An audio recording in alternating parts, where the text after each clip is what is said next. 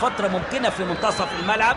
ادي هنا تمرير طول امامي من اينو عند دومينيك دي سيلفا وهيثم محمد اتلخبط ومانجا ممكن جول. هي جول هي جول.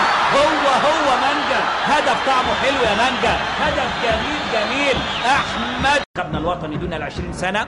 ادي السيد السعدوني تتلعب الكرة على طول لفريق وادي دجلة. حلوة ولكن والقائم وممكن مدي هدف.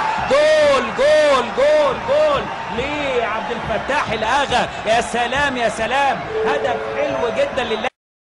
الأغا يتعادل 1-1 مع فريق النادي الأهلي. عبد الفتاح الأغا على مرتين، الأولى اصطدمت وعادت والثانية على طول جوه ورايح لمديره الفني البلجيكي يقول له أشكرك على إعطاء الفرصة. بصوا شوفوا الإعادة اتلعبت الكرة ازاي. هنا بقى اتعملت الكرة بشكل حلو قوي، كرة عكسية. النادي الأهلي وقفوا بشكل لا مبرر وهنا على طول حطها الأغا، اصطدمت ببطن القائم ثم زاحفة أرضية عادت له مرة أخرى. والتوفيق لا يقف إلا مع المجتهد وهو كان مجتهدا في الكرة اللي فاتت. 1-1 هيبقى عليها اينو. دومينيك دي سيلفا ودي التسديده. هوبا الله الله الله الله.